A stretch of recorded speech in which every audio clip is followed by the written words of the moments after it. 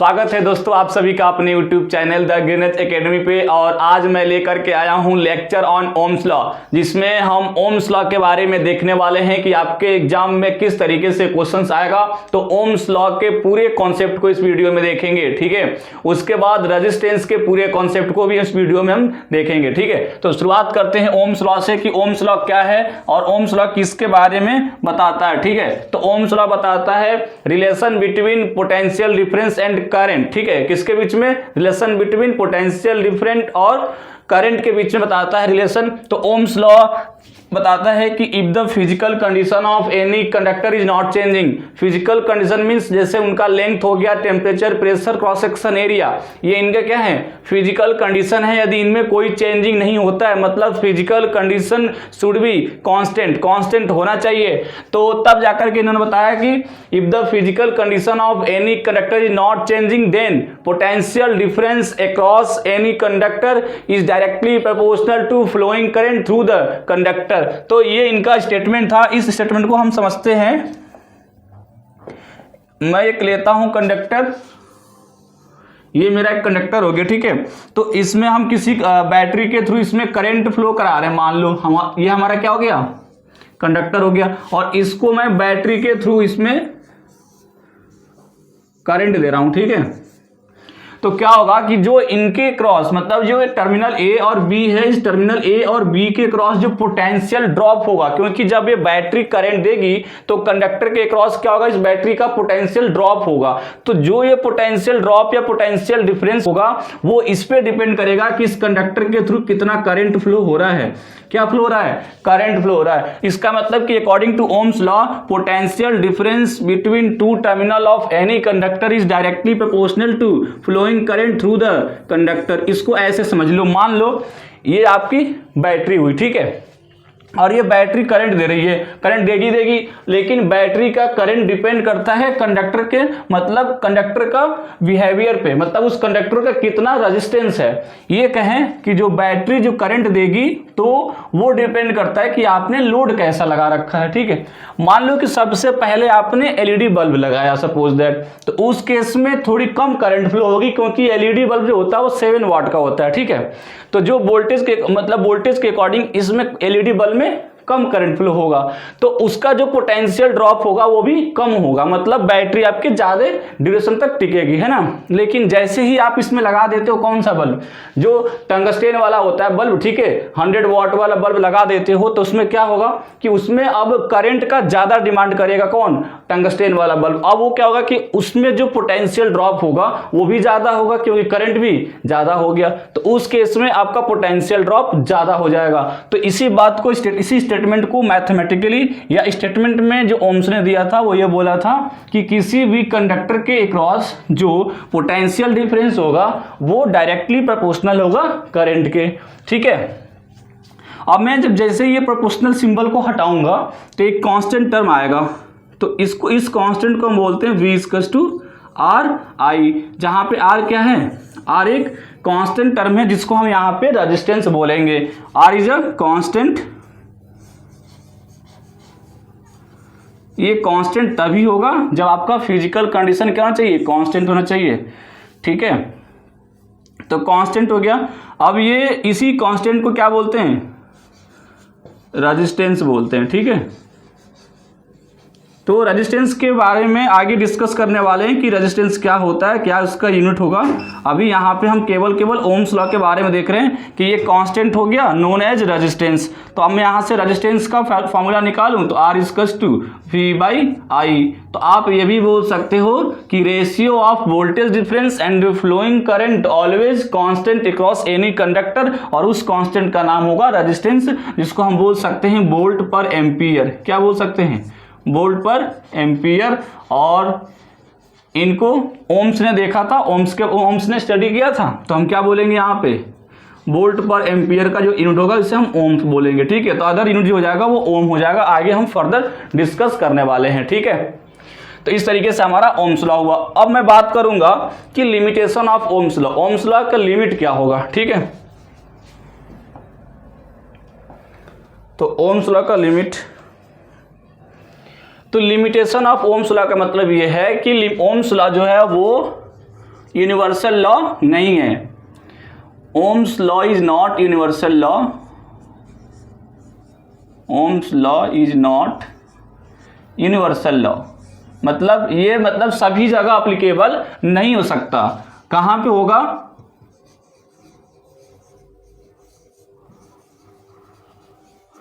It is not use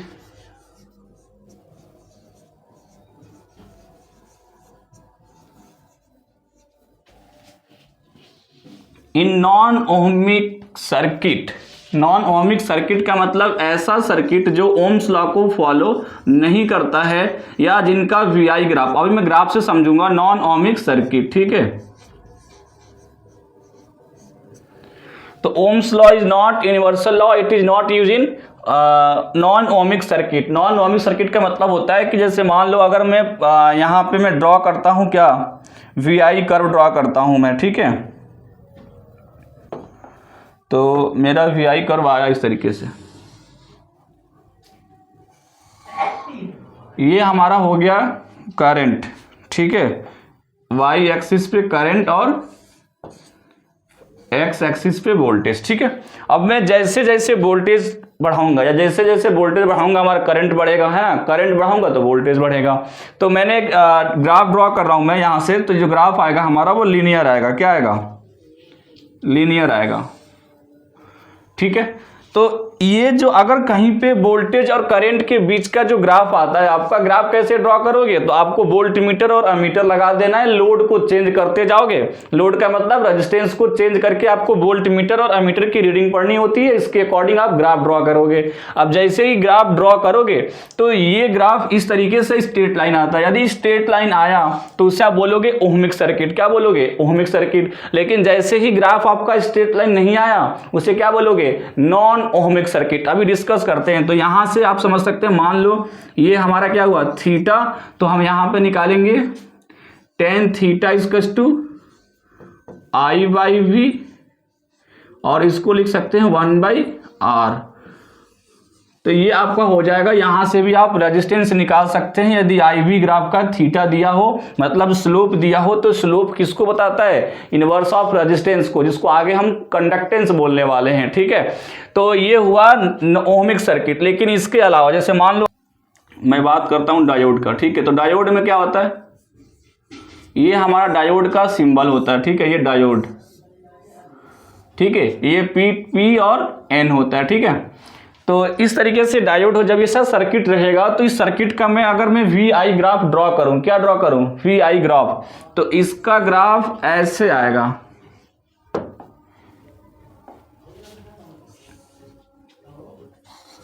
ये हुआ हमारा आई और ये हुआ हमारा वी, ठीक है। अब जैसे ही वी आई ग्राफ ड्रॉ करूंगा तो इसमें क्या होता है कि फॉरवर्ड बायसिंग होती है और रिवर्स बायसिंग होती है। इसके बारे में आपको सेमी कंडक्टर के चैप्टर में आपको मतलब डिटेल में पढ़ना है। लेकिन यहाँ पे आप समझ लो कि इनके अगर बायसिंग करूं तो इनकी कई दो बायसिंग होती है, एक फॉरवर्ड बायसिंग और एक रिवर्स बायसिंग, ठीक है। तो अगर मैं फॉरवर्ड बायसिंग की बात करूं, इस केस में यदि मैं वोल्टेज बढ़ाऊं तो पहले करंट फ्लो ही नहीं होता, ठीक है। लेकिन जैसे एक टाइम पे आता है नी वोल्टेज, वहां पे क्या हो जाएगा? करंट, यहां से करंट फॉरवर्ड हो जाएगा, मतलब एक्सपोनेंशियली ग्रो कर जाएगा। तो ये हुआ, आप देख सकते हैं इस ग्राफ को। किस ग्राफ को देखने के बाद आपको लगा कि सर ये ग्राफ ना ओम्स लॉ को फॉलो नहीं कर रहा है, तो जो ओम्स लॉ होगा वो डायोड पे अप्लाई नहीं होगा। क्यों? क्योंकि इनका जो वी आई ग्राफ है वो स्ट्रेट लाइन नहीं आया, इसका मतलब कि नॉन ओहमिक सर्किट है, ठीक है। फिर अगर मैं रिवर्स बायसिंग की बात करूंगा तो यहां तक कोई करंट फ्लो नहीं, और जैसे ही जंक्शन ब्रेक होगा वहां भी एक करंट फ्लो होगा। ये जंक्शन ब्रेक क्या होता है, फॉरवर्ड बायसिंग क्या होता है, रिवर्स बायसिंग क्या होता है, आप कहां पढ़ोगे? सेमी कंडक्टर में। तो यहां पे आपको बस याद करना है कि ये जो सर्किट है इनका वी आई ग्राफ इस तरीके से जाता है, जो एक स्ट्रेट लाइन नहीं है, तो यहां पे ओम्स लॉ अप्लाई नहीं हो पाएगा, ठीक है। ऐसे ही ट्रांजिस्टर की बात करें तो ट्रांजिस्टर में क्या होता है कि ट्रांजिस्टर की बात कर लेते हैं। ट्रांजिस्टर भी क्या होगा? नॉन ओहमिक सर्किट है। क्यों? क्योंकि अगर मैं इसका ग्राफ ड्रॉ करूं, अगर मैं इनका ग्राफ ड्रॉ करूं तो ट्रांजिस्टर का जो ग्राफ बनेगा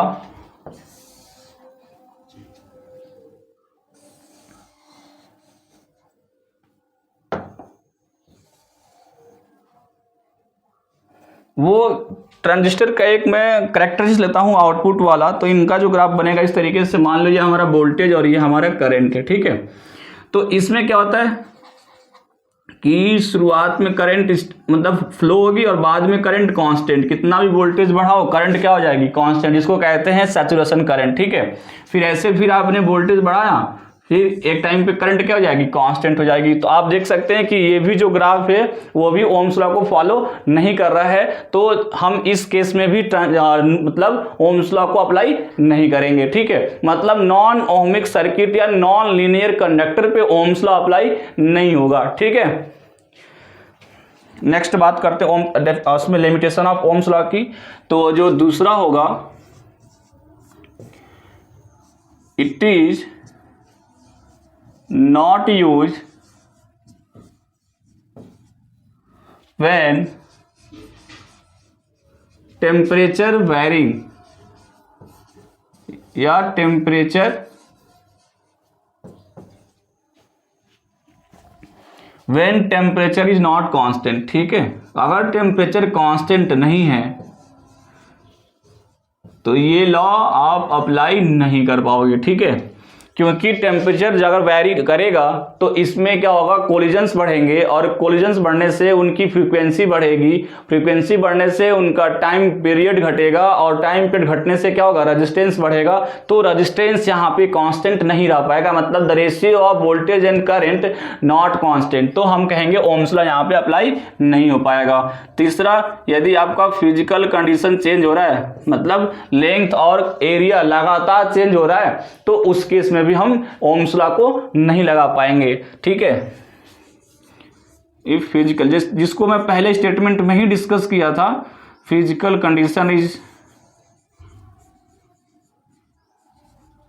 कंडीशन इज नॉट कांस्टेंट, मतलब लेंथ, यहां फिजिकल कंडीशन को लेंगे length cross section area,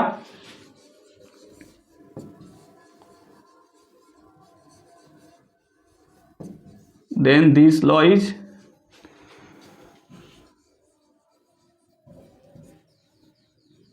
law is not applicable, ठीक है।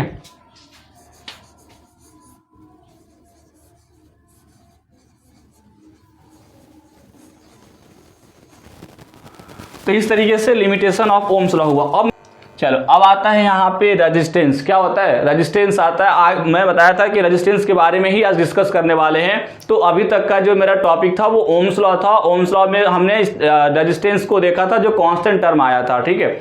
तो मेनली हम बात करते हैं आज से रेजिस्टेंस की डेफिनेशन की। तो क्या होता है डेफिनेशन, अगर मैं डिस्कस करूंगा तो ये क्या है कि रेजिस्टेंस किसी भी कंडक्टर या किसी भी सब्सटेंस का क्या है, वह प्रॉपर्टी है जिससे कि वो क्या करेगा, वह करंट फ्लो का अपोज करता है। क्या करता है, वो करंट फ्लो का अपोज करता है। तो इसी बात को डेफिनेशन लिखता हूं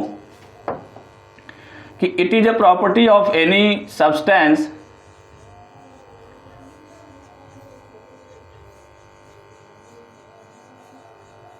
property of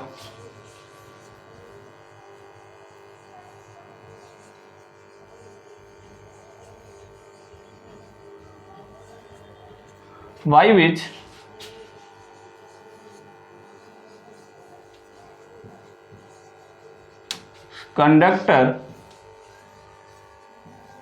कंडक्टर या मे भी मटेरियल लिख सकते हैं, by which it opposes the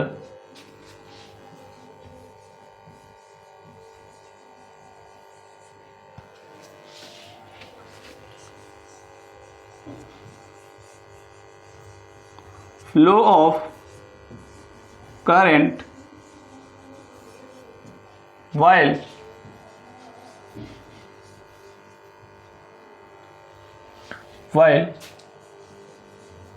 drifting free electron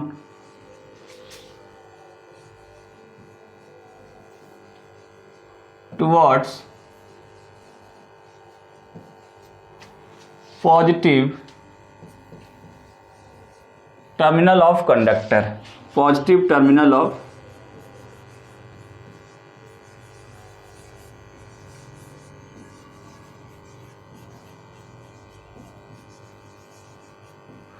real में क्या होता है कि किसी भी मटेरियल में या कंडक्टर में फ्री इलेक्ट्रॉन्स होते हैं, ठीक है। तो उस फ्री इलेक्ट्रॉन्स को जैसे ही हम एक्सटर्नल सप्लाई या एक्सटर्नल इलेक्ट्रिक फील्ड प्रोवाइड करते हैं तो वो इलेक्ट्रॉन ड्रिफ्ट हो जाते हैं कि सर फ्री इलेक्ट्रॉन जो होते हैं वो पॉजिटिव टर्मिनल की तरफ क्या होते हैं, शिफ्ट होते हैं या ड्रिफ्ट होते हैं। तो उनकी ड्रिफ्टिंग में जो रेजिस्टेंस या जो अपोजिशन ऑफर्ड करेगा उसे हम क्या कहते हैं, रेजिस्टेंस कहते हैं, वो प्रॉपर्टी रेजिस्टेंस कहलाती है, ठीक है। अब बात आता है कि cause of resistance of conductor. तो इसका जो कॉज वही हमें बताया कि क्या होता है, नंबर ऑफ फ्री इलेक्ट्रॉन्स। क्या होता है ये कि जो आता है कोलिजन ऑफ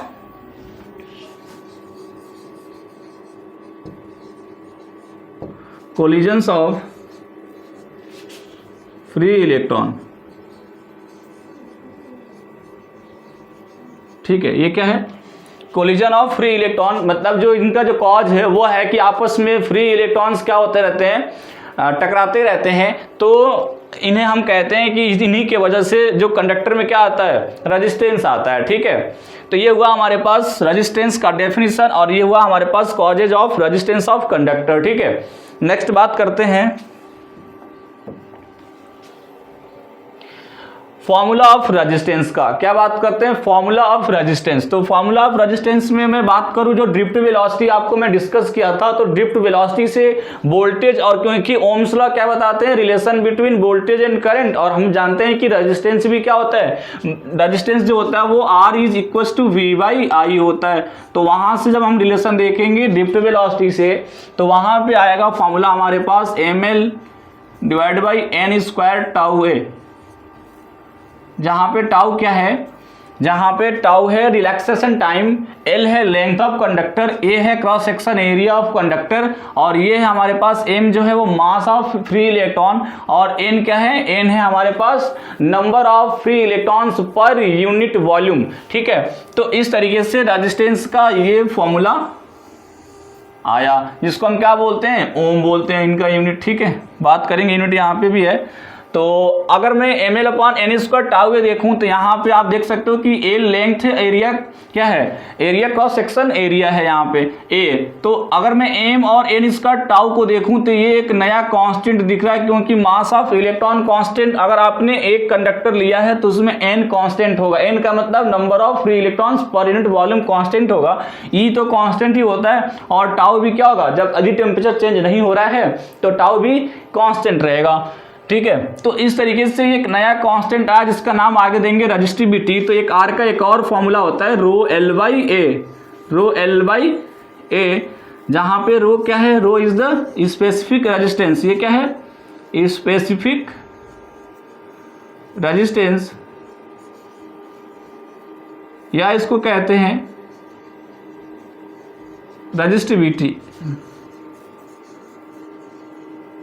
रजिस्टिविटी, ठीक है।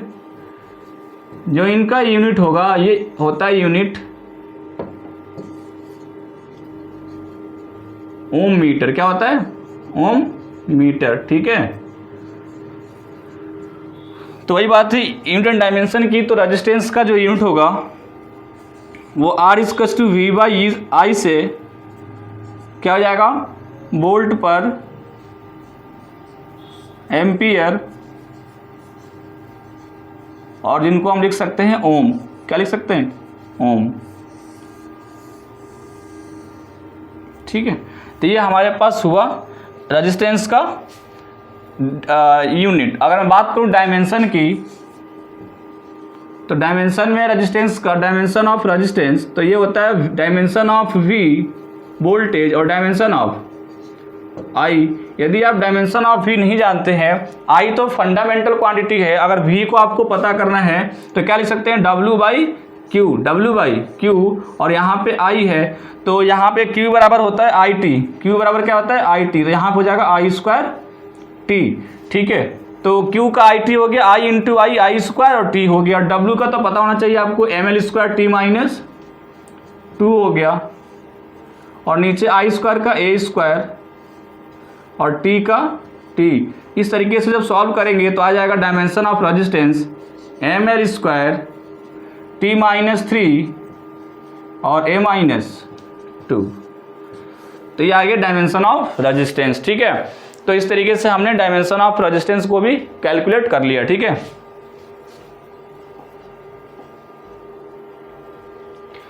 अब आता है कंडक्टेंस। मैं बोला था कि कंडक्टेंस हम आगे डिस्कस करेंगे। तो अभी जब ये ग्राफ में ड्रॉ किया आई और वी के क्रॉस तो एक स्ट्रेट लाइन आया, ठीक है। तो अगर मैं यहाँ से निकालूँ स्ट्रेट लाइन तो आएगा tan theta equals to I by V, और हम इनको लिख सकते हैं 1/r, क्योंकि v/i r होता है तो 1/r, और इसको एक नया टर्म देते हैं g या c लिख सकते हैं। क्या लिख सकते हैं? c या g लिखा जाता है, ठीक है। तो अब ये tan theta equals to I by V equals to 1/r equals to c आया, और c को ही क्या बोलते हैं? कंडक्टेंस, मतलब reciprocal of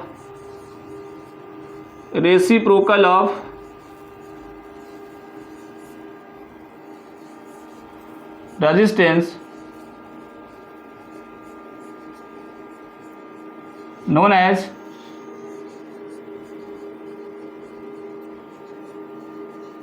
conductance, known as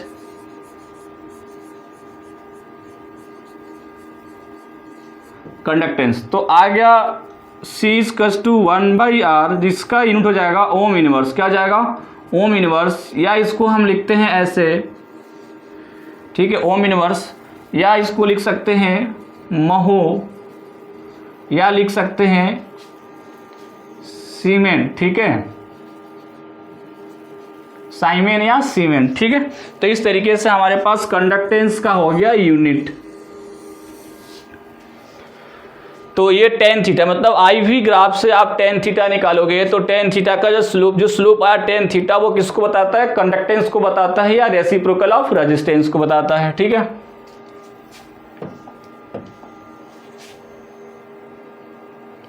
अब आता है डिपेंडेंस ऑफ रेजिस्टेंस, कि रेजिस्टेंस किस पे डिपेंड करता है। तो अभी जो मैं फॉर्मूला डिस्कस किया था R equals to ml upon n square tau, R equals to ml divide by n square tau a, ठीक है। तो देखो ये तो मास ऑफ इलेक्ट्रॉन है, वो तो कहीं चेंज होगा नहीं। और नेक्स्ट जो बात करते हैं E का, तो ये क्या है? E है नंबर ऑफ, सॉरी, ये है चार्ज ऑन इलेक्ट्रॉन, ठीक है। तो ये दोनों के दोनों चेंज नहीं हो सकते, लेकिन मैं चाहूँ तो लेंथ को चेंज कर सकता हूँ, ठीक है। अगर मैं केवल और केवल लेंथ को चेंज करूँ और बाकी जो पैरामीटर्स हैं वो कांस्टेंट रहें, तो रेजिस्टेंस भी बढ़ेगा किसके अकॉर्डिंग? लेंथ के अकॉर्डिंग। याद रहे जो पीछे R इक्वल्स टू V/I आया था, तो R मतलब resistance of any conductor does not depend on potential different and current also. क्यों? क्योंकि R equals to V/I constant आएगा ओम्स लॉ के अकॉर्डिंग, तो V और I पे R डिपेंड नहीं करेगा। R का जो डिपेंडेंसी है वो इस फॉर्मूला से निकाल सकते हैं। और वो कैसे निकालेंगे कि M तो सब में सेम ही रहेगा, मास ऑफ इलेक्ट्रॉन तो सब में सेम रहेगा, और इलेक्ट्रॉन के जो चार्ज होगा वो भी सब में सेम रहेगा, लेकिन लेंथ हम अपने अकॉर्डिंग चेंज कर सकते हैं। क्रॉस सेक्शन एरिया भी हम चेंज कर सकते हैं। Number of free electrons per unit volume ये भी हम चेंज कर सकते हैं। वो चेंज करने का वे ये है कि आप कंडक्टर ही चेंज कर दो। क्या चेंज कर दो? कंडक्टर ही चेंज कर दो। उसके बाद आता है रिलैक्सेशन टाइम। रिलैक्सेशन टाइम को भी चेंज किया जा सकता है टेम्परेचर को वैरी करा करके, ठीक है। तो इस तरीके से जो हमारे पास पैरामीटर्स हुए A1 लेंथ का, क्रॉस सेक्शन एरिया का, ये टाउ का और n का, मतलब 4 पैरामीटर हो गए, ठीक है।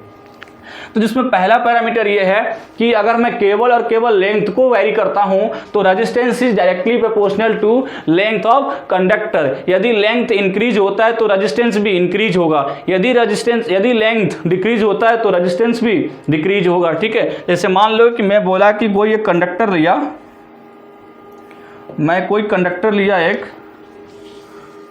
ठीक है, और इसको n पार्ट में डिवाइड कर दिया। कितने पार्ट में? n इक्वल पार्ट में अगर डिवाइड कर दिया तो अगर इसमें क्या हो जाएगा कि R is directly proportional to L है, ठीक है। इसका मतलब कि R1 R2 divide by L1 L2। अब मैं क्या किया कि सबसे पहले लेंथ इसका L था तो रेजिस्टेंस R था। लेंथ क्या था? L था तो रेजिस्टेंस इसका R था। अब लेंथ, एक पार्ट का लेंथ कितना हो गया? L बाई N हो गया ना। अब लेंथ कितना हो गया? L by N। तो आपको R डैश बताना है, तो निकालते हैं यहाँ पे R1 by R2 equals to L1 by L2 according to R is directly proportional to L से। तो मैं जैसे ही रखूँ R1 के जगह पे R और L1 के जगह पे L, R2 के जगह पे R2 निकालना है, और L2 हो गया L बाई N। अब देखो L से L कैंसिल हो गया, R डैश को इधर भेजो तो R dash equals to R by N, मतलब आपका रेजिस्टेंस भी एन टाइम्स क्या हो जाएगा, डिक्रीज हो जाएगा। मतलब यहाँ पे रेजिस्टेंस एन टाइम्स क्या हो गया, डिक्रीज हो गया। तो इस तरीके से जो रेजिस्टेंस होगा, यदि आप उसका केवल और केवल लेंथ वेरी करते हैं तो उसके अकॉर्डिंग रेजिस्टेंस भी वेरी करेगा। लेंथ कम रेजिस्टेंस कम, लेंथ ज़्यादा तो रेजिस्टेंस ज़्यादा, और ये आया आपके पास R/N। ठीक है,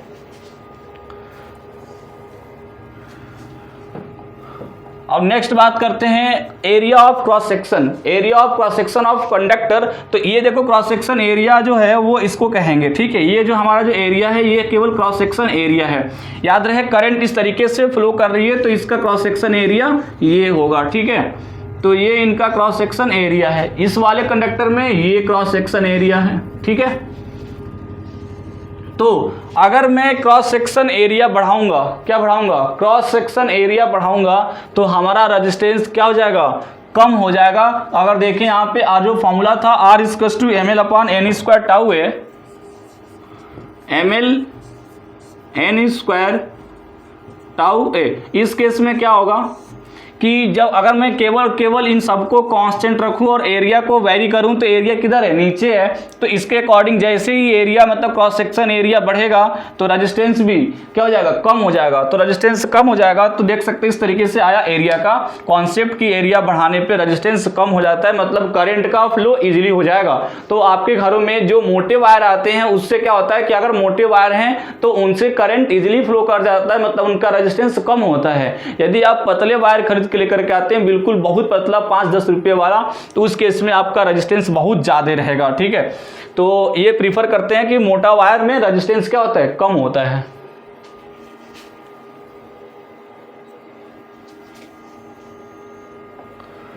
चलिए अब आता है मटेरियल ऑफ कंडक्टर। बात करूं वहां से तो R जो था वो इनवर्सली प्रोपोर्शनल था 1/n के। फॉर्मूला में चेक कर सकते हैं आप, फॉर्मूला है R=ml/n² टाउ है। इस केस में जब आप मटेरियल चेंज करते हैं तो केवल और केवल मटेरियल चेंज करने का मतलब आप लेंथ, क्रॉस सेक्शन एरिया सब कांस्टेंट रखते हैं। तो R is inversely proportional to number of free electrons per unit volume. तो अगर ये जैसे मान लो आप ये चेंज करते हैं तो इसके अकॉर्डिंग रेजिस्टेंस भी क्या हो जाएगा, चेंज हो जाएगा। जैसे आप लेते हैं सिल्वर, ठीक है, तो सिल्वर और उसके बाद लेते हैं आप कॉपर और उसके बाद आप लेते हैं एल्यूमिनियम। ठीक है, तो जब सिल्वर लोगे तो सिल्वर का जो N होगा वो ज्यादा होगा। N क्या होगा, ज्यादा, मतलब नंबर ऑफ फ्री इलेक्ट्रॉन्स क्या होंगे, ज्यादा होंगे, तो इनका रेजिस्टेंस क्या होगा, कम होगा। अगर मैं कॉपर की बात करें तो इनका N क्या होगा, थोड़ा सा, मतलब यहाँ पे ये बहुत ज़्यादा है और यहाँ पे थोड़ा कम है, तो इनका रेजिस्टेंस भी कम तो होगा, लेकिन इसके कंपेयर में क्या होगा,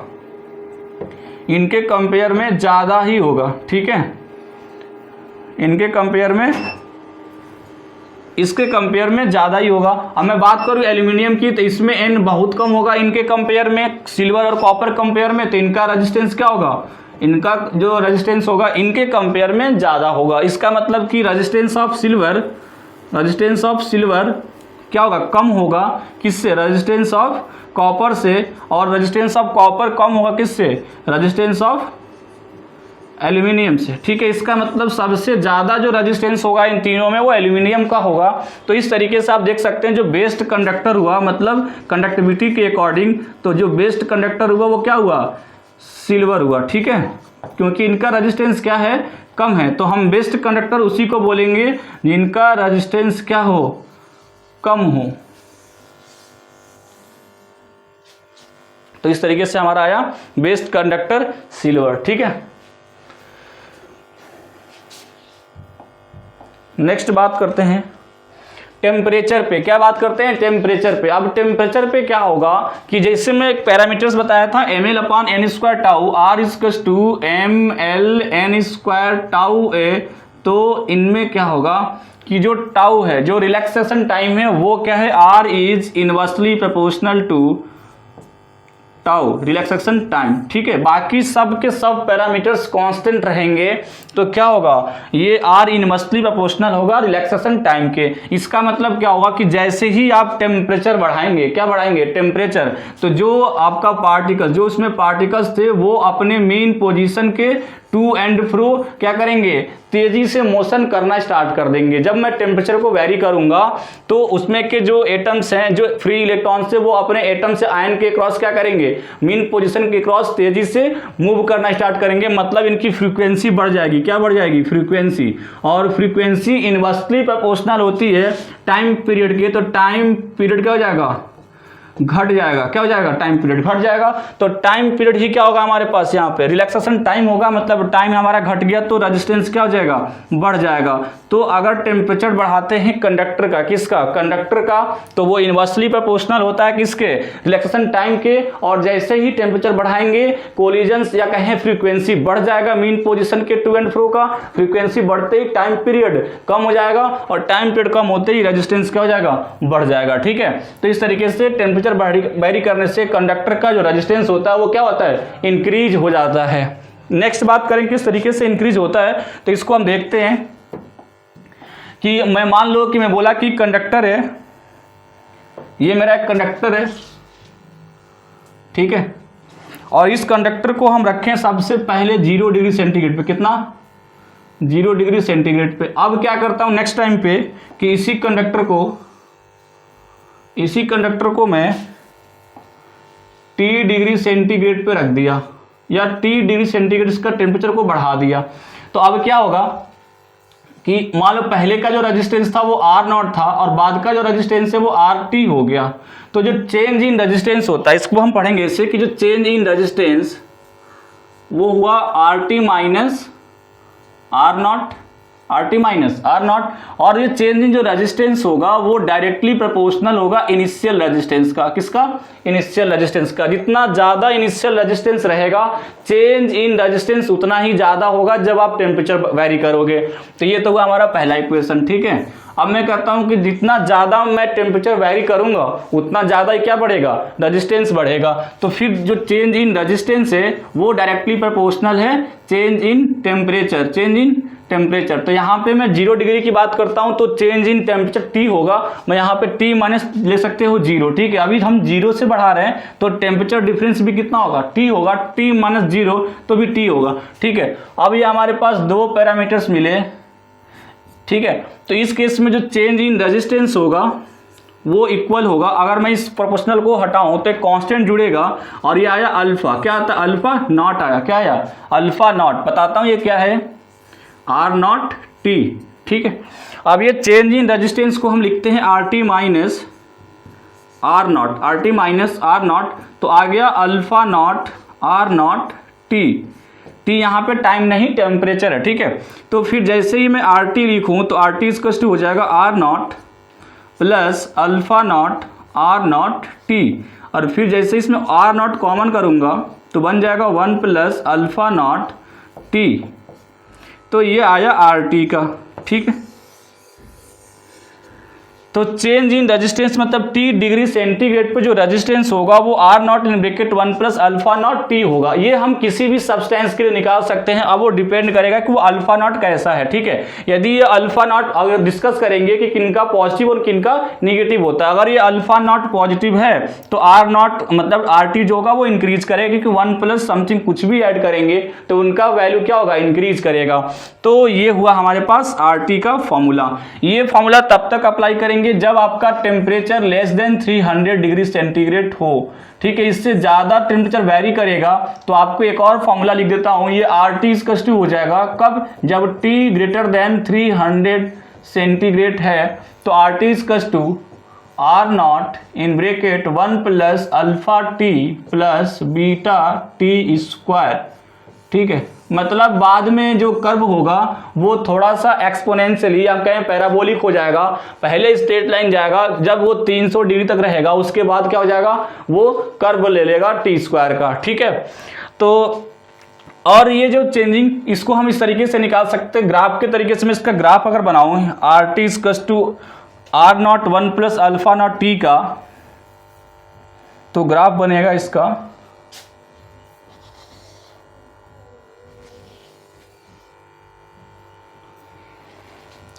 ग्राफ बनेगा।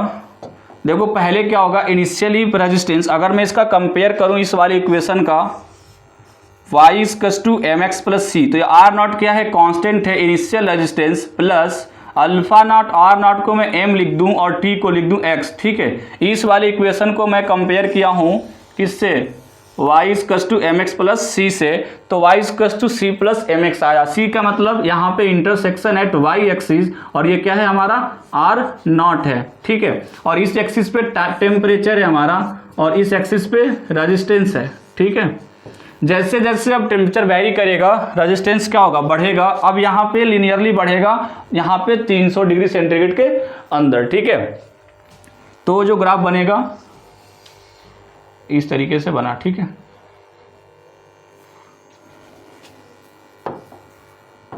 तो ये हमारा हुआ RT। ये क्या हुआ हमारा RT हुआ,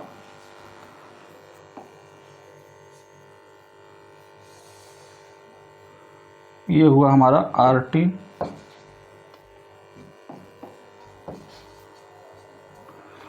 ठीक है, अगर मैं यहाँ से एक स्लोप लूँ तो स्लोप हमारा बना थीटा, तो ये कितना हो जाएगा, स्लोप जो बता रहा है, स्लोप टेन थीटा जो बताएगा, टेन थीटा यहाँ से देख सकते हैं अल्फा नॉट आर नॉट को, किसको बता रहा है, अल्फा नॉट आर नॉट को, जो इक्वल हो जाएगा यहाँ से RT minus R not, RT minus R not divide by R not RT। ठीक है, तो ये क्या है, tan theta equals to alpha not R not, क्योंकि यहाँ से जब मैं कंपेयर करूंगा तो एम का वैल्यू क्या आ जाएगा, अल्फा नॉट आर नॉट। तो ये आया tan theta equals to alpha not R not, और यहाँ से मैं निकालूं परपेंडिकुलर अपॉन बेस से, तो ये जो ये यहाँ से यहाँ तक जो लेंथ होगा वो कितना होगा, RT माइनस आर नॉट, और ये जो इनका बेस है वो क्या है, T है, यहाँ से यहाँ तक क्या है, T है। तो ये हो जाएगा RT minus R not divide by T. तो यहाँ से आप अल्फा नॉट निकाल सकते हो। अल्फा नॉट का जो फॉर्मूला आया वो क्या आया, RT माइनस आर नॉट और divide by T R not. तो इस तरीके से अल्फा नॉट निकाल सकते हैं। ये तो बात हुआ किस पे, 0 डिग्री सेंटीग्रेड पे टेम्परेचर कॉफिशिएंट। अब अल्फा नॉट है क्या, तो अल्फा नॉट है, अल्फा नॉट जो है वो है, ये है टेम्परेचर कॉफिशिएंट। क्या है ये, टेम्परेचर कॉफिशिएंट, जिनका जो वैल्यू आया वो आया RT minus R not divide by R not into T. इसका मतलब इसको लिख सकते हैं change in resistance divide by original resistance, मतलब इनिशियल रेजिस्टेंस इनटू टेम्परेचर। इसका मतलब अगर मैं चेंज इन रेजिस्टेंस, अगर T को क्या रखूं, 1 रखूं, यहाँ पे टेम्परेचर को रखूं मतलब 1 डिग्री सेंटीग्रेड, तो जो अल्फा नॉट आएगा, जो अल्फा नॉट आएगा वो कितना आ जाएगा, वो आ जाएगा डेल R, मतलब change in resistance divide by क्या, ओरिजिनल मतलब रेजिस्टेंस एट 0 डिग्री सेंटीग्रेड। इसका मतलब ये क्या है, अल्फा नॉट क्या है, ratio of change in resistance to the original resistance at 0 degree centigrade when temperature increase at 1 degree centigrade. मतलब जब आप किसी कंडक्टर का 1 डिग्री सेंटीग्रेड टेम्परेचर वेरी करते हो तो उस टाइप पे जो उनका टेम्परेचर वेरी करने के बाद जो चेंज इन रेजिस्टेंस होगा और उनका रेशियो, किसका, ओरिजिनल रेजिस्टेंस का रेशियो होगा, उसे हम क्या बोलेंगे, अल्फा बोलेंगे। मतलब अल्फा आपको ये बता रहा है कि पर डिग्री सेंटीग्रेड टेम्परेचर बढ़ाने से उसके कंडक्टर के रेजिस्टेंस में कितना चेंज होगा,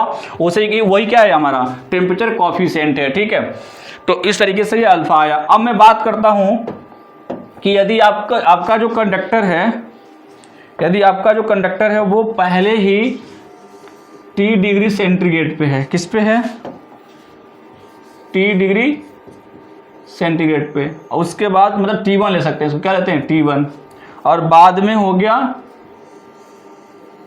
T2।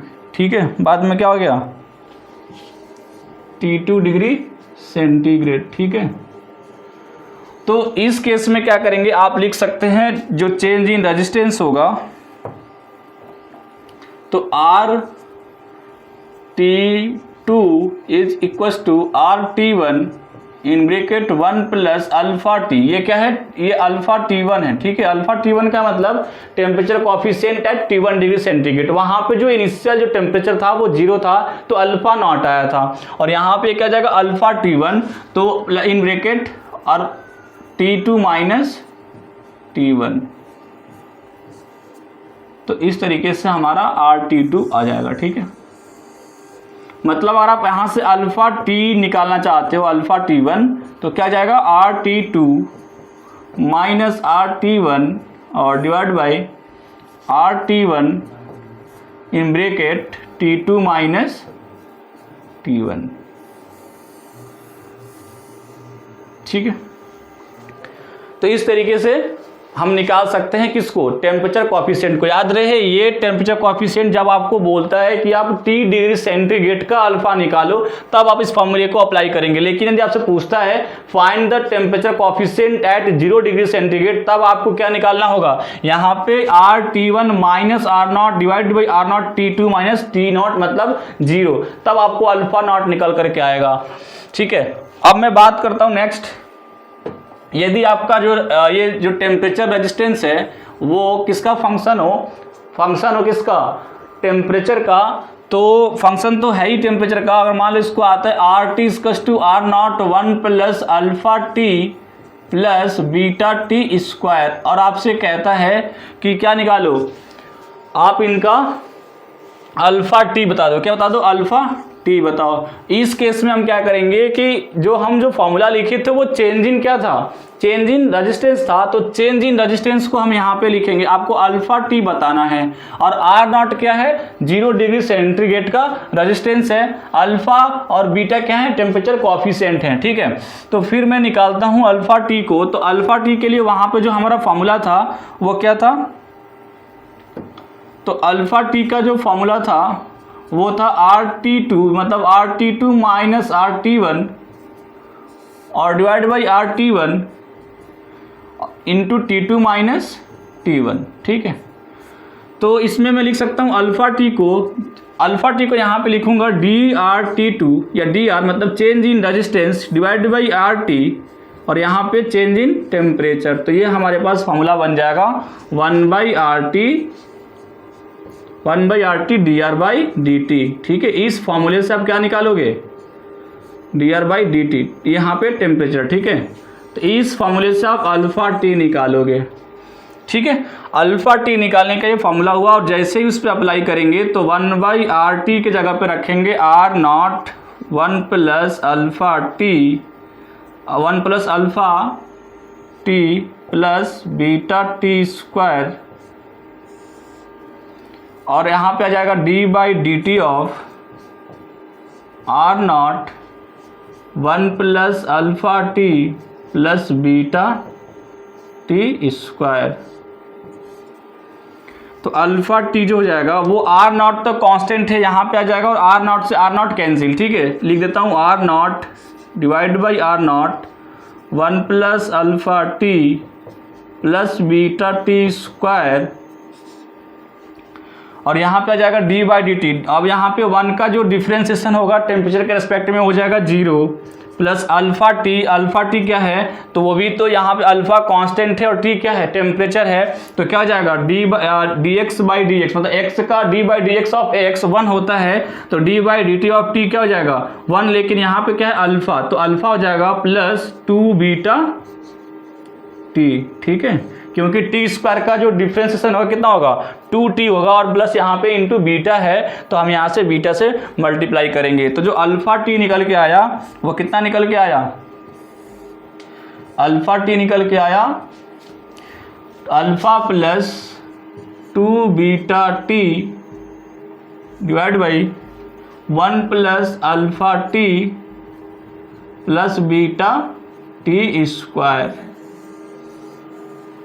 तो इस तरीके से आपका टेम्परेचर कॉफिशिएंट निकल के आया। यदि आपको अल्फा नॉट निकालना होता, क्या निकालना होता, अल्फा नॉट, तो अल्फा नॉट निकालने के लिए आप इस फॉर्मूले को लगाते हो 1 बाई R0 और change in resistance divide by change in temperature. तो आप इस फॉर्मूले को लगाते, इस फॉर्मूले को लगाने के बाद आपका केवल फॉर्मूला आ रहा, तो हम करते अल्फा नॉट 1 बाई R0 और डी बाई डी टी और यहाँ पे रखते R0 1 plus alpha T plus beta T square. तो अल्फा नॉट का जो वैल्यू आ जाता, R0 से R0 कैंसिल, कांस्टेंट है या बाहर आ जाता, अंदर बचता 1, तो D by D T of 1 0 plus D by D T of alpha T alpha plus D by D T of B T square 2 beta T. ठीक है, तो आपका जो अल्फा नॉट आता वो कितना आता, अल्फा प्लस 2 बीटा टी आ जाता। ठीक है, तो ये देखिए ये अल्फा नॉट है 0 डिग्री टेम्परेचर कॉफिशिएंट, और ये क्या है, ये है टी डिग्री टेम्परेचर कॉफिशिएंट। तो इस तरीके से क्वेश्चंस आपको पूछ सकता है, टी डिग्री वाला और एक 0 डिग्री वाला। ठीक है, कॉफिशिएंट में जो आया था वो डेल आर, और यहाँ पे था आपका आर ओरिजिनल था, है ना, और यहाँ पे था del T.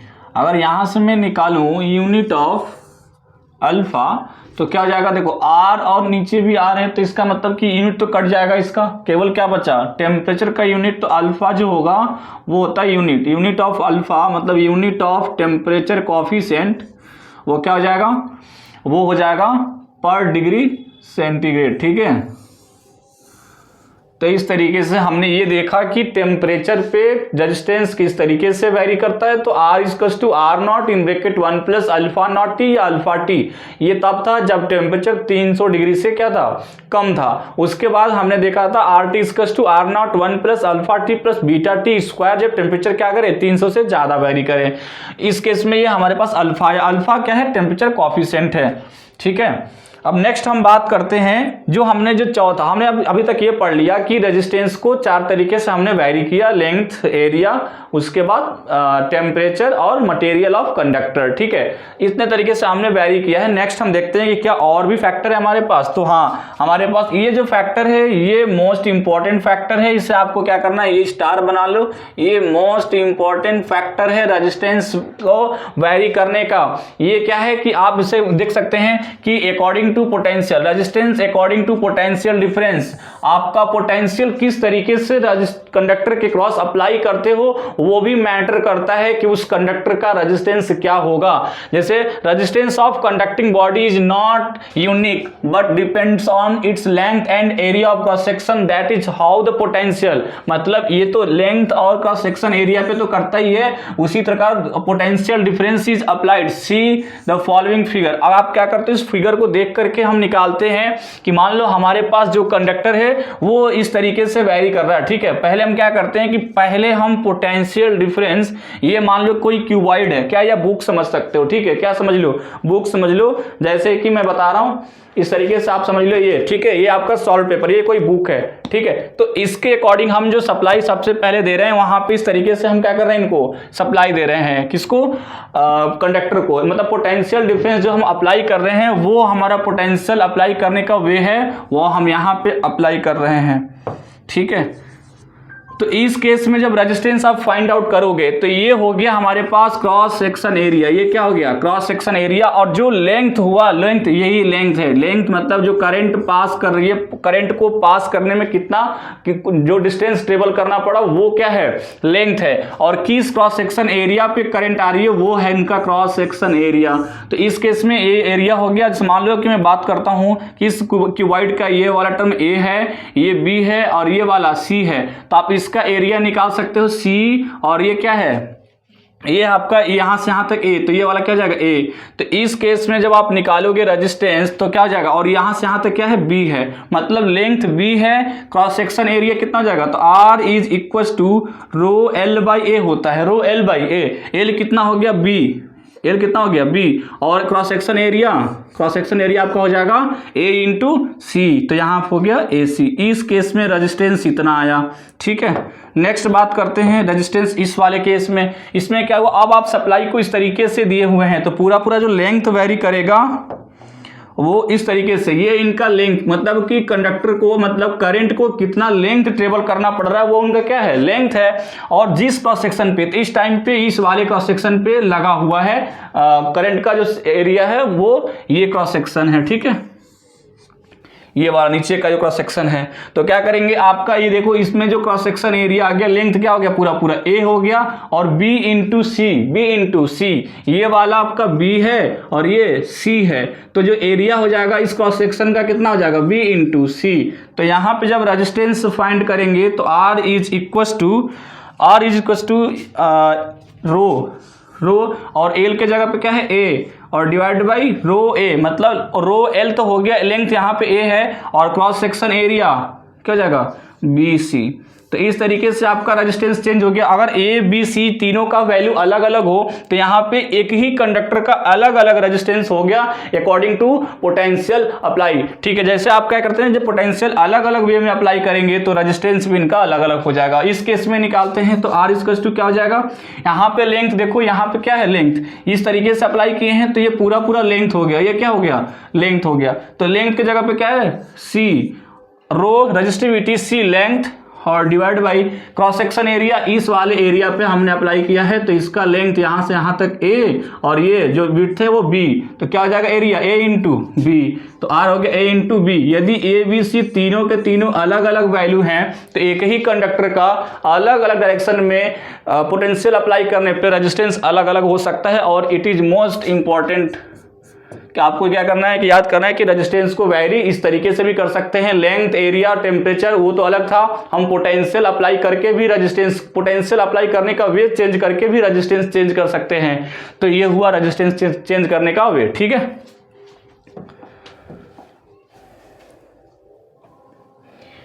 Variation of resistance of some electrical material with temperature. अब मैं बात करता हूं कि जो अदर मटेरियल होते हैं वो कैसे वैरी करते हैं। ठीक है,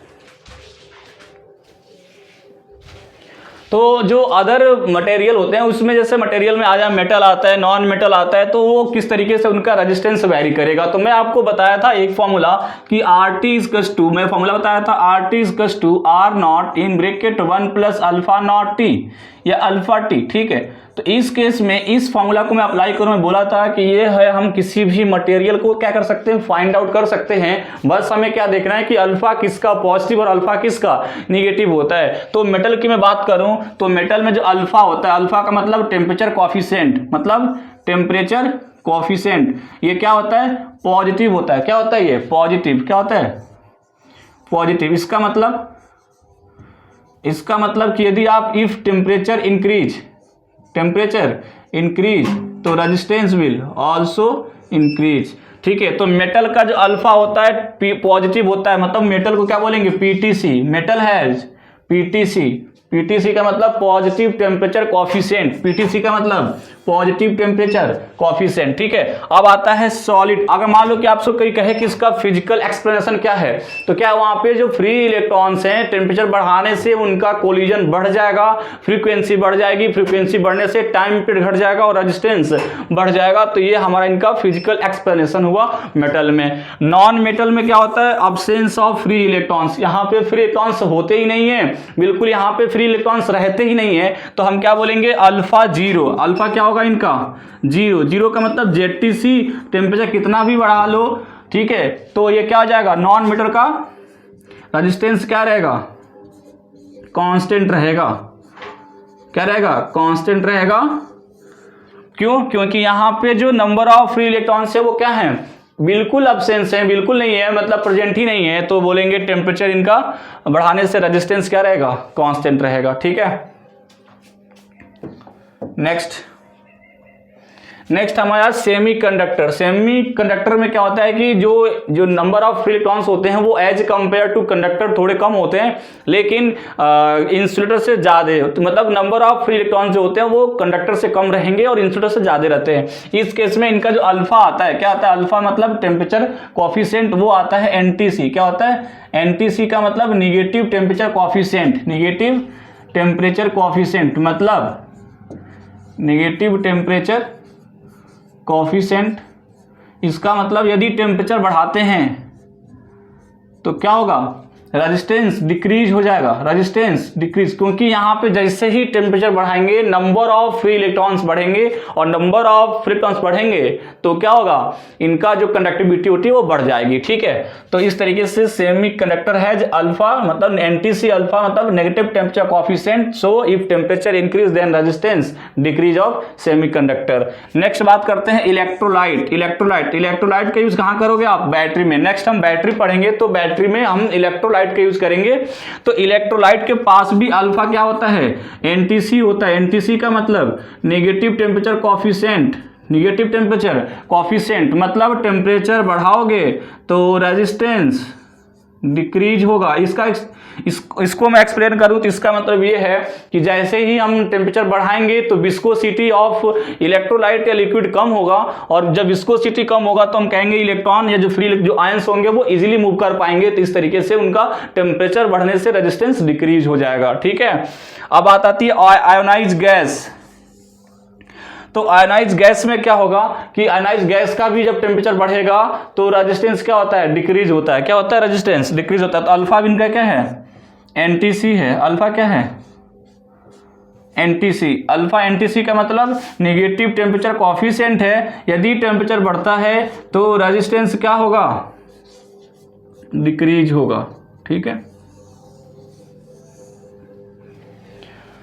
तो इस तरीके से हमने अदर मटेरियल को देख रहे हैं। नेक्स्ट बात करेंगे एलॉय की। किसकी, एलॉय की। देखिए एलॉय हमारे लिए मोस्ट इंपॉर्टेंट इसलिए है कि एलॉय का जो अल्फा होता है वो नियर अबाउट मतलब जीरो के इक्वल होता है, नियरली किसके अकाउंट, जीरो के इक्वल।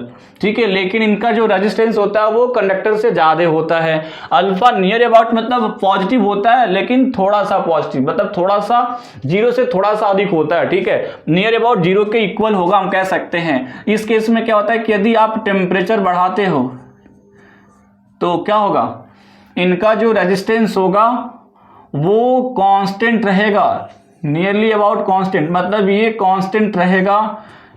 ठीक है, तो इसका बेनिफिट क्या है कि एलॉय है और इसमें नंबर ऑफ इलेक्ट्रॉन्स कंडक्टर से थोड़े ही कम हैं। ठीक है, तो हम इनको कंडक्टर के तौर पे ले सकते हैं। अगर मैं बात करूं नॉन मेटल की तो नॉन मेटल में नंबर ऑफ इलेक्ट्रॉन्स है ही नहीं, इनका अल्फा जीरो है, लेकिन हम उनको यूज में नहीं ला सकते एज ए कंडक्टर क्योंकि वहां पे नंबर ऑफ इलेक्ट्रॉन्स नहीं है। लेकिन एलॉय में क्या है कि नंबर ऑफ फ्री इलेक्ट्रॉन्स हैं लेकिन एज कंपेयर टू कंडक्टर कम है, तो हम कहेंगे चलो ठीक है कोई बात नहीं। लेकिन इनका जो अल्फा है वो तो लगभग क्या है, जीरो है, जिससे कि टेम्परेचर बढ़ने से रेजिस्टेंस नहीं बढ़ रहा है। तो इनका इस्तेमाल हम करते हैं, एलॉय का जो इस्तेमाल करते हैं हम वो कहां पे करेंगे, जो लैब है। ठीक है, प्रैक्टिकल लैब के लिए हम करेंगे, प्रैक्टिकल के लिए करते हैं जिसमें हमारा जो क्या होता है स्टैंडर्ड रेजिस्टेंस बनाने में, क्या बनाने में, स्टैंडर्ड रेजिस्टेंस बनाने में, वायर ऑफ रेजिस्टेंस बॉक्स बनाने में, पोटेंशियोमीटर वायर बनाने में, क्या करने में, पोटेंशियोमीटर वायर बनाने में भी हम क्या करेंगे, इसका यूज करेंगे। ठीक है, तो फिर देखते हैं एलॉय का जो यूज होता है वो स्टैंडर्ड रेजिस्टेंस बनाने में, वायर ऑफ रेजिस्टेंस बॉक्स बनाने में और पोटेंशियोमीटर का वायर बनाने में या मीटर ब्रिज का वायर बनाने में यूज किया जाता है। ठीक है, क्यों, क्योंकि अल्फा क्या होता है, अल्फा जो होगा एलॉय का वो नियर अबाउट जीरो के इक्वल होता है। If temperature increase of alloy then resistance does not change. ठीक है, तो हम क्या कहेंगे कि ये एलॉय है और एलॉय का यूज ये हो सकता है। ठीक है, तो प्रैक्टिकल के लिए जनरली यूज किया जाता है। अब मैं आता हूं सुपर कंडक्टर का कॉन्सेप्ट लेकर। कौन सा कॉन्सेप्ट, सुपर कंडक्टर का। सुपर कंडक्टर का मतलब होता है कि ऐसा कंडक्टर जिसमें एक बार करंट फ्लो कर जाए तो फ्लो करते रहे, उसमें कोई मतलब एक्सटर्नल अब सोर्स की जरूरत ना लगे, मतलब उनका जो इंटरनल रेजिस्टेंस हो वो क्या हो, वो जीरो हो, क्या हो, इंटरनल रेजिस्टेंस जीरो हो। तो ऐसा क्या होता है कि एक बार एक साइंटिस्ट ने, एक बार जो फिजिसिस्ट थे उन्होंने क्या किया कि मरकरी को 4.2 केल्विन तक मतलब इनका टेम्परेचर को डिक्रीज किया। क्या किया, मरकरी का टेम्परेचर 4.2 केल्विन तक ले गए और वहां पर उन्होंने देखा कि मरकरी का जो रेजिस्टेंस है वो क्या हो गया, जीरो हो गया। मरकरी का resistance Hg, resistance of Hg zero at 4.2 kelvin. तो अब इन्होंने क्या बताया कि जो मरकरी है वो सुपर कंडक्टर हो गया, ठीक है। इस केस में मतलब इसके क्रॉस अगर हम अप्लाई करते हैं तो वो कंटिन्यू फ्लो करते रहेंगी और उसमें कोई एक्सटर्नल या उसमें कोई रेजिस्टेंस नहीं रहेगा, कोई रुकावट नहीं आएगी। तो इस तरीके से होता है सुपर कंडक्टर, मतलब this substance are called superconductor. जैसे आपका लीड है below 7.2 kelvin, conductor and phenomena superconductivity, और ये जो फिनोमिना होता है उसे क्या कहते हैं, सुपर कंडक्टिविटी कहते हैं।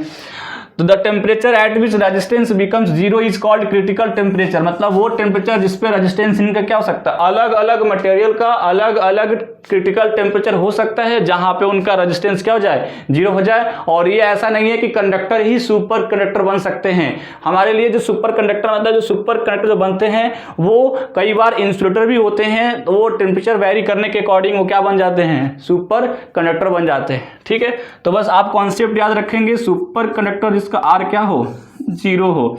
लेकिन ये कब होता है, जब टेम्परेचर क्या करते हैं, डिक्रीज करते हैं, और जिस पे जाकर के जिस टेम्परेचर पे जाकर के आर जीरो होता है, ठीक है, जिस टेम्परेचर पे जाकर के आर जीरो हो जाएगा उसे हम क्या बोलेंगे, इस टेम्परेचर को बोलते हैं हम क्रिटिकल टेम्परेचर। क्या बोलते हैं, क्रिटिकल टेम्परेचर, ठीक है।